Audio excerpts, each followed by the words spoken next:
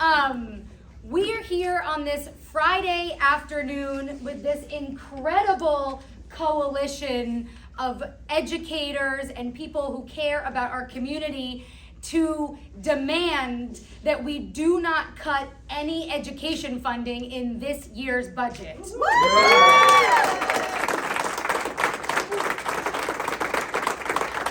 We are here at the NYSUT headquarters in Kingston. Thank you to NYSUT, not just for hosting us, but for everything that you do. We have teachers and parents here from Highland, from Woodstock, from Waukeil, from Rondout Valley, from New Paltz, and everywhere in between and all across the 41st District. We also have incredible NYSUT presidents and board members with us. And starting with Melissa Tierney, NYSUT board member. We've got Sparrow Tobin, NYSUT board member and president of Hudson Valley Area Labor Federation. Kim McAvoy, NYSUT board member at large. Kevin Rizzo, president of the Highland Teachers Association. Kim Popkin, president of Poughkeepsie Public School Teachers Association. Patrick McCarthy, president of the NYSUT Retiree Council 13 chapter. Rob McDonough, president of the Rondout Valley Federation of Teachers. Carrie Sheehy, president of Ulster BOCES. We've also got allies here from Citizen Action and some other groups too. Thank you. Everyone. We have also our Red Hook High School principal, Kyle Rohde, on behalf of Red Hook Superintendent, Dr. Janet Warden. We've got the Greenville Superintendent, Michael Bennett. We've got Saugerty Superintendent, Daniel Ursig.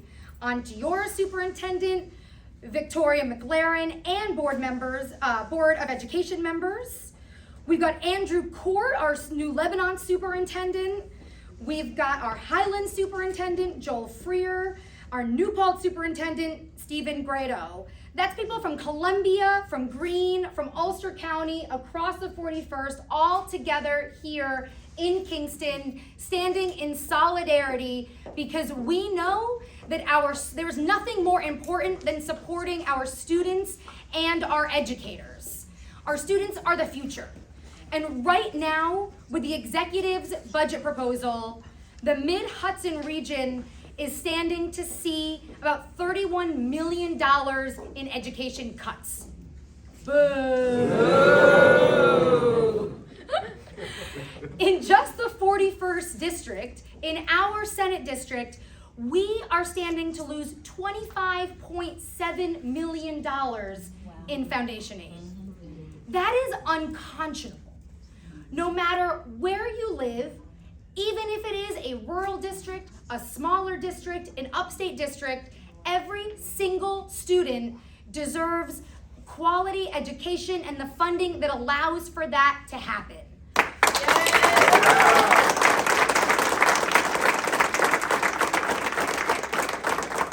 We will hear from some folks in the school districts that are directly impacted, but in our district, we have the 3 districts that are the most impacted, with Windham, Ashland, Jewett in Greene County facing a 42% cut, Onteora facing a 38.7% cut, and Taconic Hills facing a $2.7 million cut. Sorry, $2.7 million cut and a 33.67% cut. Some of these districts are facing millions of dollars in cuts. And we'll hear, as I said, a little bit about what that means, but that could be everything from mental health counselors. That could be everything from our arts education to after-school activities, to our sports programs, to arts programming, to teachers in any sector. It is an absolute unconscionable idea that we are standing here today coming out of the pandemic when our children and our schools face some of the most difficult times that we should be disinvesting in our education. And so we're here to say, absolutely, no way, not today, not on our watch. We will not go quietly into the night, and we will fund our schools completely, and it can put back in the hold harmless provision and look to how we can better fund our schools in the future.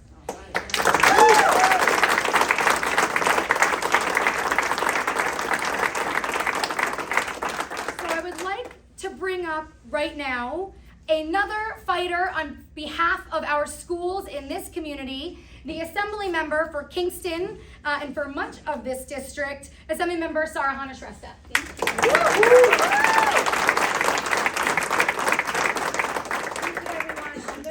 Loud what I just said very quietly back there, which is this is one of the bigger press conferences that I've been to, and it's for a good reason. So my name is Sarahana Shrestha. I am the Assembly Member for the 103rd District in the Mid-Hudson Valley region, and I want to start by saying that the most egregious thing about these cuts is that they are completely unnecessary. New York's economy is growing. We have historic levels of cash on hand in our reserves, $44 billion according to the governor. We have 17,500 new millionaires in the state. We have corporations making record profits, whereas the people who are working in the very important jobs of cultivating our future, of keeping families stable, of making sure that the basic needs people need are delivered, they are the ones struggling to not only take care of themselves, but to do their job properly. People are stretched beyond their capacity in the care sector, and education is most definitely a care sector, one of the most important ones, because this is where all our children go. They go to schools. So, as Senator Hinchey said, the legislature is rejecting these cuts.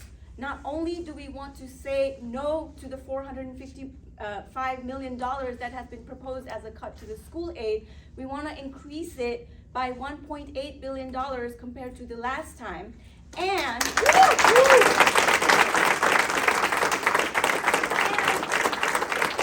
while I say these big numbers, just remember we have the money, so nobody is questioning where the money is coming from because we have it. And we also want to make sure that we are making new investments in school that people need. For example, we want to make the free school meals universal. We don't want to leave out any And we just gave the full funding to our schools. Why would we take it away immediately after giving it when the schools have not even had a chance to figure out how to use that money to stabilize themselves? We know that we have schools that need to address enrollment, that need to address staffing, that need to address all of the resources that they need, and we have not given them the time to do that. Instead, we're saying, you know what, all the money that we promised you, we're actually going to take it back, and there's no good reason for it. We should not do that. If we believe the budget is a moral document, which it is, it needs to reflect our values, and we cannot say that we're going to choose the ultra-rich, the big corporations, instead of choosing our teachers, our students, and our care workers, because that is what's happening right now, and that is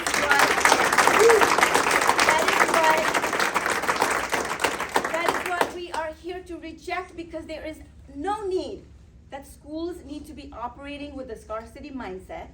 It is traumatizing to be able to provide this service and to never know what resources are going to be taken from you at what point. That is not the way to invest in public education. We want our public schools to be the model of education, not just in the country, but in the world, and we have to act like it. We have to give schools what they need. We are also proposing a $2 billion Smart School Bond Act, because we have said that schools need to do all these things, and if we're saying schools need to do all these things, we need to give them the money to be able to do it. So that's what we're here for today. And I know that the legislature is very much aligned in actually a very bipartisan fashion to say that these cuts are ridiculous, and we're going to make sure that we have that we hold our ground and that we have a good budget for schools when we finally pass it, hopefully on time.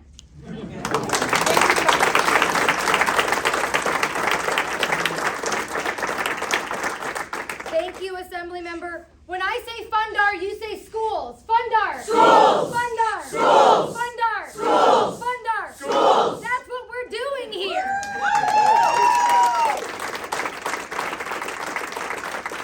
And the Assemblymember is exactly right. We are standing here. Last year we stood together. Today we are standing together. This year we're standing together to provide more resources to our schools, like the universal school meals. We had a historic investment last year covering 88% of students statewide, 83% of students in the 41st district. But this year we're back to close that gap and make it truly universal across the board, because 88 and 83 is not 100. So we are here asking and demanding that we have more money for universal school meals, which we will get this year. We have to make sure that we're actually providing our schools the dollars to do the work that they need to do. So with that, I think she's here, Deb Clinton. Yes, I will now bring up Marlboro Middle School Principal and Ulster County Legislator, Deb Clinton.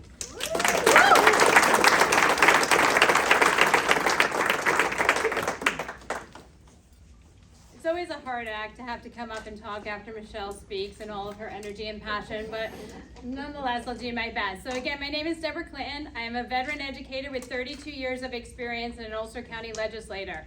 I'm here as an advocate for all of our students and to support the incredible work that you, the educators, do every single day. Together, we must address the pressing issues that threatens the very foundation of our education system, the executive's inadequate budget proposal. Let's be clear, education is not merely a line item in a budget. It is the bedrock upon which our society's future rests. Yet the current proposal fails to recognize this fundamental truth. It falls critically short of providing the necessary funding to support our schools. Specifically, this budget proposal has a tremendous impact on schools in Ulster County, as it would cut almost $8 million in aid. These cuts would profoundly affect our students in our communities, especially in Rondout Valley and Onteora. The stark reality is that we have yet to overcome the learning loss suffered by our students during the disruption caused by the pandemic. Addressing these issues require robust investments to bridge the learning gaps, not reductions in state aid. Additionally, we cannot ignore the profound impact on the social and emotional well-being of our youth, as well as on us, the educators who support them. Adequate funding is essential in protecting the jobs of our mental health providers and our school counselors, as the social emotional support serves as a lifeline, providing students with the tools to navigate adversity and cultural resilience. Cutting these supports leave our students vulnerable and ill-equipped to cope with their challenges. Since the executive's budget proposal does not come close to allocating the necessary resources, we must appeal to our friends at the state legislature to provide the funding. Continuing the policy of Save Harmless is as crucial as ever. It gives school districts the certainty they need to prioritize their students' well-being and academic success. Today, I call upon all of our state legislators to stand strong in negotiating to ensure all foundation aid cuts are reinstated in the final state budget.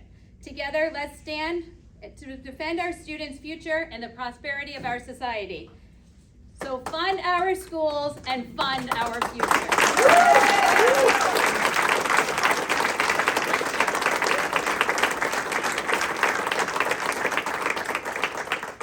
That's exactly right. We are fighting to fund our future. Thank you. I'd now like to introduce NYSUT board member Melissa Tierney.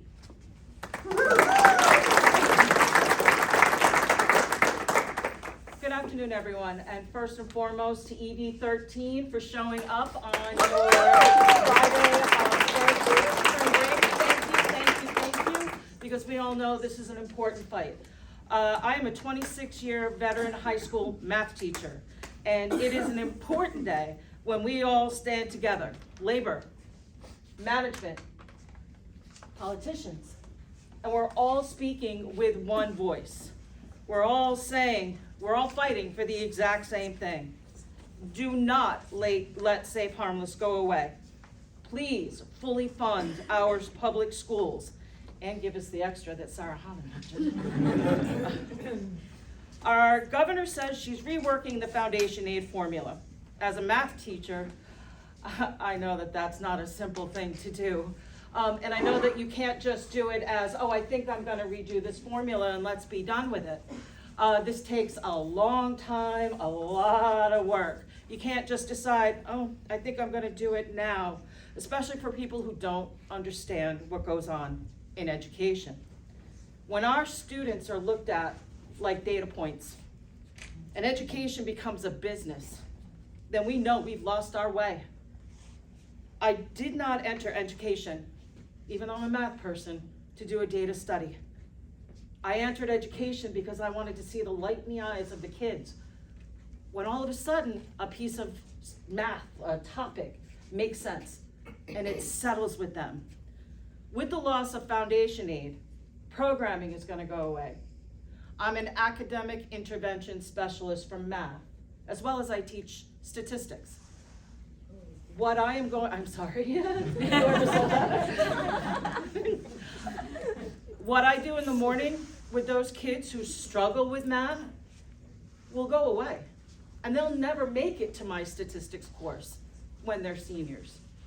Just for me alone and those 12 kids that I work with every day, to have them feel confident in math, that's worth fighting for foundation aid. Just for them alone, never mind what all of us are doing. Our social workers, our English language learner teachers, our marginalized students, our students who are the weakest and who need our help, they're the ones that are gonna be left behind. What we're doing, what's being proposed, in my eyes, is hurtful, just hurtful. The governor is trying to balance her budget on the backs of our neediest students. We all speak here with one voice, which is really kind of cool to say with management and politicians and teachers. Fully fund our public schools. Thank you.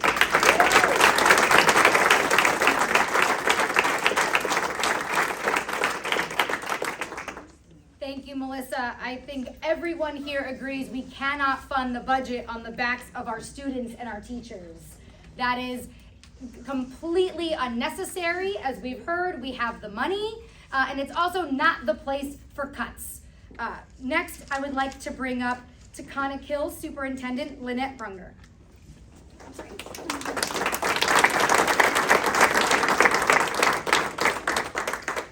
Thank you. I'm Lynette Brunger, the superintendent at Takana Hills Central School District. I want to start by expressing my gratitude for this chance to address you all today, not just on behalf of Takana Hills, but for every school district facing challenges similar to ours due to the governor's proposal. Takana Hills Central School District is facing one of the most substantial reductions in foundation aid across Columbia County in New York State. The proposed cuts to Takana Hills amount to almost $2.8 million, a staggering 7% of our yearly school budget. This potential loss would profoundly impact our school district, severely limiting our ability to meet the diverse needs of our students. Cutbacks could include programming, staffing, athletics, enrichment opportunities, and more. In a close-knit rural community such as ours, cutbacks like this are gravely detrimental to student potential, success, and happiness. At the district's recent meeting with Senator Hinchey, it became evident that she and her team are essential advocates for all school districts affected by the governor's proposal. We are greatly appreciative of Senator Hinchey's support during this time of uncertainty. Through my 28-year journey in education, I've learned that prioritizing equity, academics, behavior, and social well-being is what empowers student achievement. Every child, without exception, deserves the chance to soar to their highest potential. It is our job, those of us entrusted with shaping their future, to provide them with the tools, drive, and resources necessary to be the best, most fulfilled versions of themselves. The governor's proposed budget cuts threaten to revoke this opportunity for each child, most especially in rural school districts. Therefore, we must unite in support of our public schools.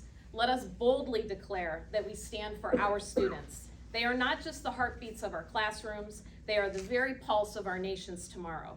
For them, for their boundless potential, we dedicate our lives and our careers.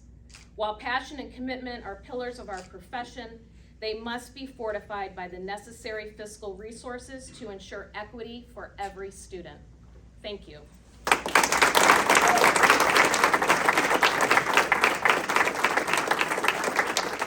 Thank you, Superintendent Brunger. And I think one thing that gets lost in this conversation too is that everyone is working on their budgets now. And there's deep uncertainty on what funding we're going to be able to provide, and therefore what your budget can look like in just a couple of weeks. And so we need the governor today to take these cuts off the table so that everyone can plan with the 3% hold harmless to be able to move forward with the next school year and this budget, and then do what we've proposed for the last 2 years, which is to put in a study to look at how we do the foundation aid formula. We know that the numbers that we're dealing with at the foundation aid formula are broken. We know it's a broken formula. It's not working for our school districts now. But the answer is not to then gut it. The answer is to do a study to understand what it should look like and let our schools plan for next year's budget. So with that, I would like to now introduce NYSUT board member Kim McAvoy.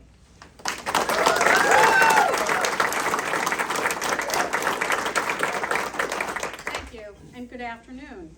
My name is Kim McAvoy, and I am a school-related professional and an at-large director on NYSUT's board of directors. Public education is the foundation for our students, and we need our foundation aid restored.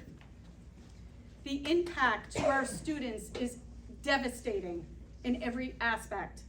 Loss of programs and staff, especially our school-related professionals, are always the first and largest to be let go, such as teaching assistants, clerical, custodial, bus drivers, and other positions. These will negatively affect those who need us the most, our students. My union president, Robert McDonough, will have to console our members after they're laid off. My district, the Rondout Valley Central School District, where I graduated from, where I live, where my son graduated from, our district is losing shy of $3.5 million, or 19.9% of state aid. That can't happen.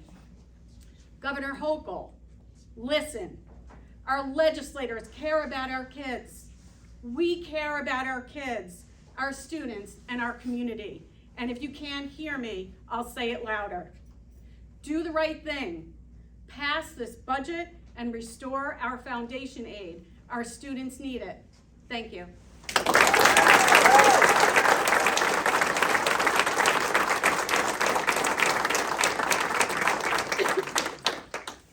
Thank you, Kim. I'd now like to bring up President of New Paltz United Teachers, Paulette Easterlin.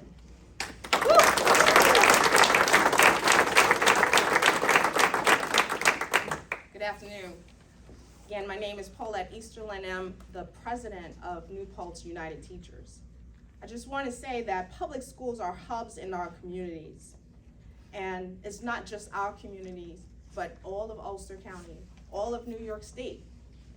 But they are filled with adults who support student growth and needs every single day.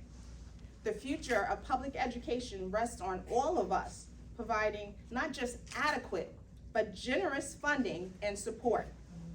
It requires adequate staffing, supports, and quality instruction, which means more funding based on student needs and not merely student enrollment numbers. Often the state provides school districts with funds for basic education. However, we are not living or experiencing basic times. Right. Our students no longer have mere basic needs. Our public school system, our school districts need substantial support so that those who are within their campuses can thrive and learn.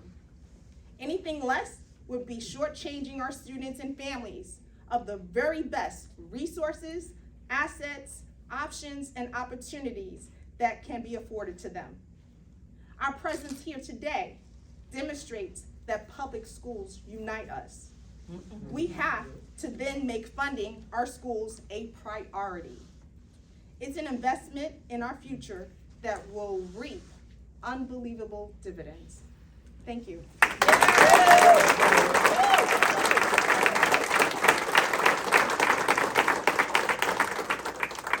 Thank you so much. And it's true, the number one thing we can do in our community to set us up for success is to support our public schools. It's not that hard. It's not that hard. I want to take this moment to say a heartfelt thank you to everyone here for what you do for our kids, for our community, for the future. You all have chosen your career paths and to dedicate your lives, and those anywhere listening, to dedicate your lives to really supporting the next generation and making sure that our communities in the Hudson Valley, but across our state and across our country, our educators, that our future is bright.